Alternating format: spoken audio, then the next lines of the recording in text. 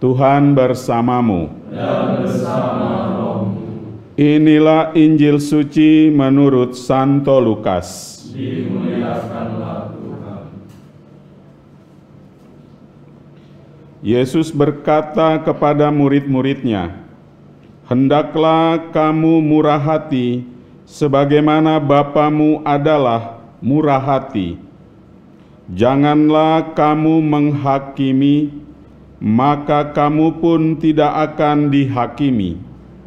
Dan janganlah kamu menghukum, maka kamu pun tidak akan dihukum.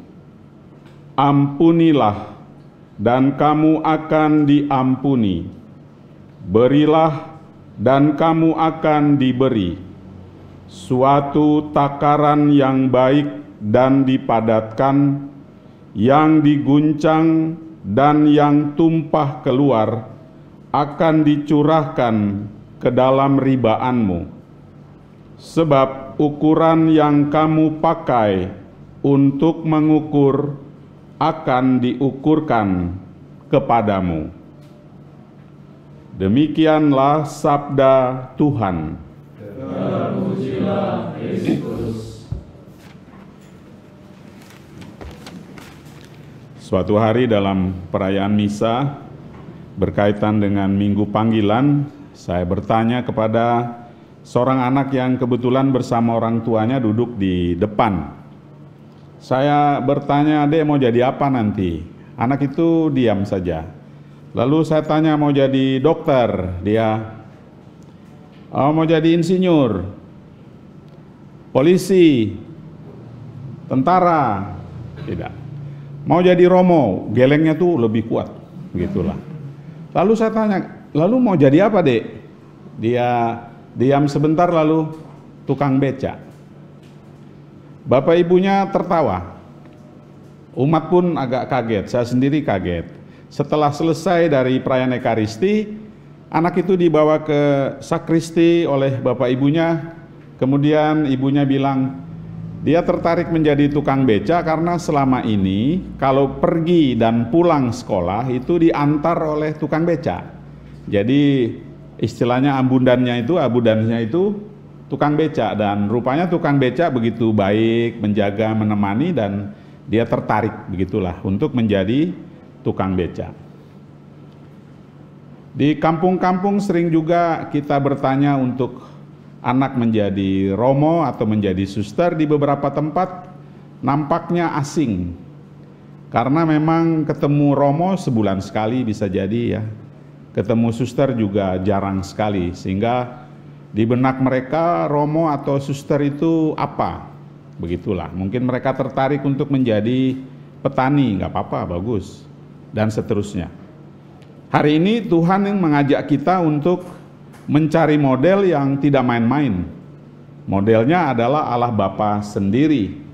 Dan Tuhan Yesus memberi penghususan dalam hal apa? Dalam hal berbelas kasih. Maka hendaklah kamu berbelas kasih seperti Bapamu yang di surga. Dan ini enggak main-main, itu Allah sendiri.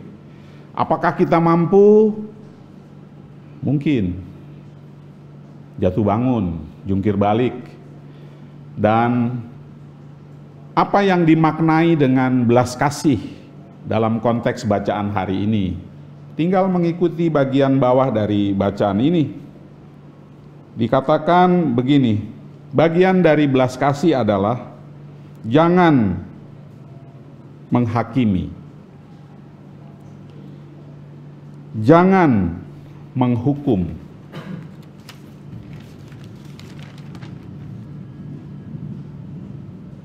ampuni, kemudian memberi, dan seterusnya.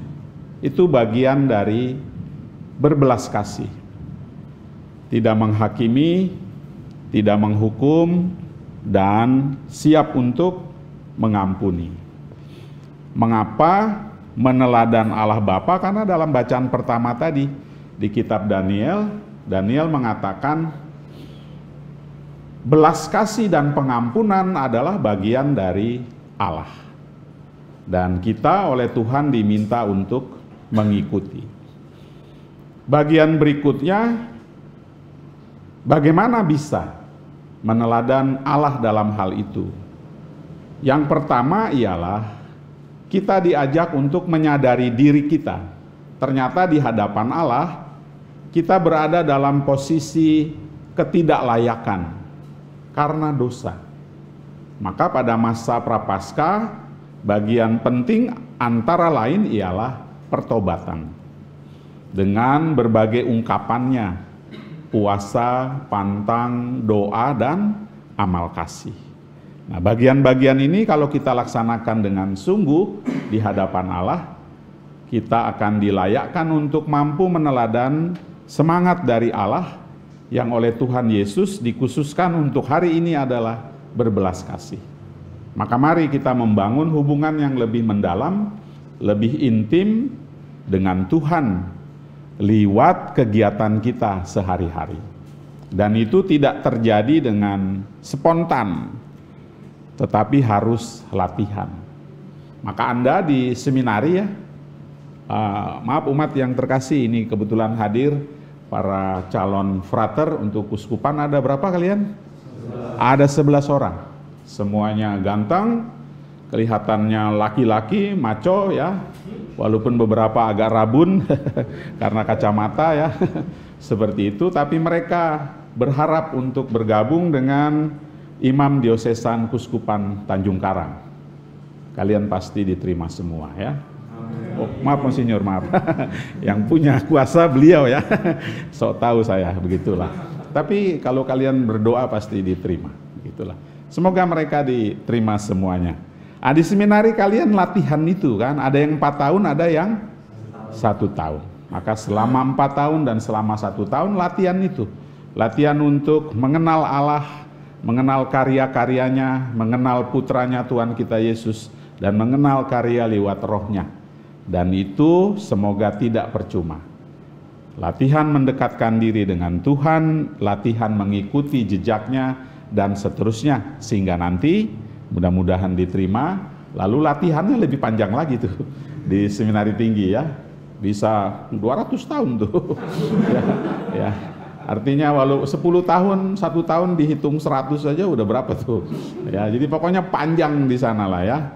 Beberapa saya lihat udah mulai botak ya. Kepalanya ya seperti itu. Mulai rabun-rabun ayam seperti itu ya. Pokoknya baik-baiklah. Dan jangan merasa diri pantas, itu yang pertama ya.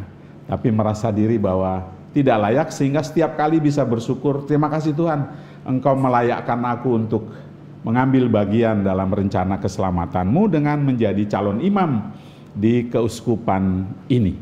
Dan semoga kelak menjadi imam yang baik, tidak seperti saya ya. Seperti itu, jadi romo ya cuma gini-gini aja. Pokoknya kalian harus gitu-gitu lah ya. Pokoknya jadi imam yang agak lain. Boy. Baik. Amin lah ya. Amin. Iya. Kita siapkan persembahan.